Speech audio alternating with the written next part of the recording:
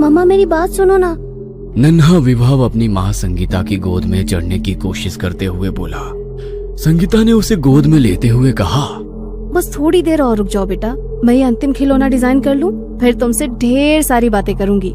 संगीता एक जानी मानी खिलौना निर्माता कंपनी की हेड डिजाइनर थी।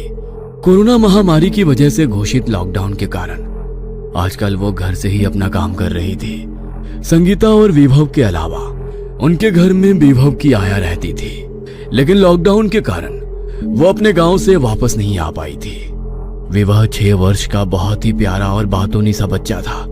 हर समय उसकी जुबान पर कोई ना कोई कहानी मौजूद रहती थी। पहले तो उसकी आया चाव से उसकी कहानियां सुनती थी, लेकिन अभी वो भी छुट्टी पर थी और संगीता अपने काम में ही व्यस्त रहती थी, जिसके कारण विभव उदास रहने लगा था। जैसे ही संगीता ने अपना कंप्यूटर बंद किया, मम्मा आप मेरे लिए एक बोलने वाली गुड़िया बना दो, फिर मैं आपको डिस्टर्ब नहीं करूंगा और उसी से अपनी सारी बातें किया करूंगा। विभव की भोली सी बात सुनकर संगीता हंस पड़ी। कुछ सोचकर वो उठी और स्टोर रूम में चली गई।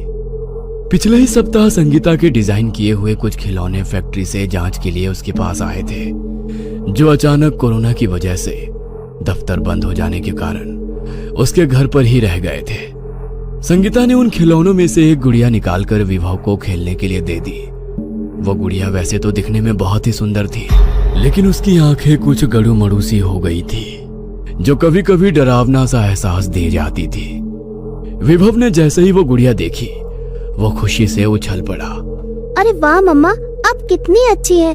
इतनी जल्दी आप मेरे लिए इतनी प्यारी गुड़िया ले आई। अब तो मैं इससे खूब सारी बातें करूंगा।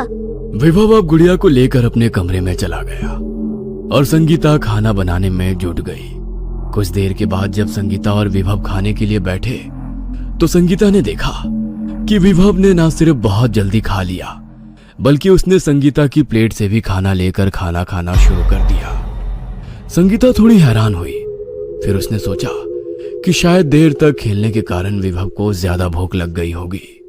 खाना निपटाकर संगीता एक बार फिर अपने कंप्यूटर के आगे बैठ गई और विभव अपनी नई गुड़िया से खेलने में मग्न हो गया।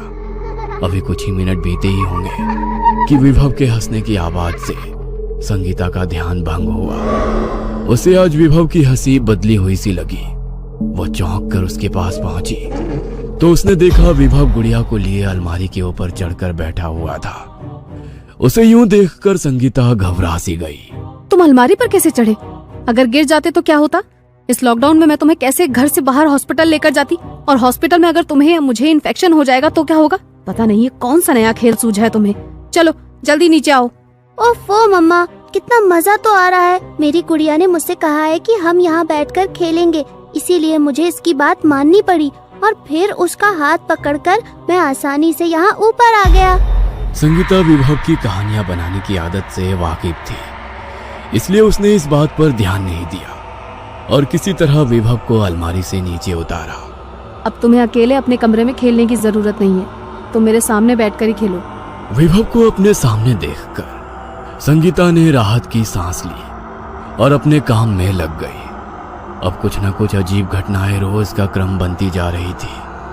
कभी विभव जरूरत से ज्यादा खाता तो कभी अजीब सी आवाज में हंसता, कभी वो पलक झपकते ही किसी ऊंची जगह पर बैठा हुआ नजर आता, तो कभी उसका चेहरा संगीता को डरावना सा एहसास देता।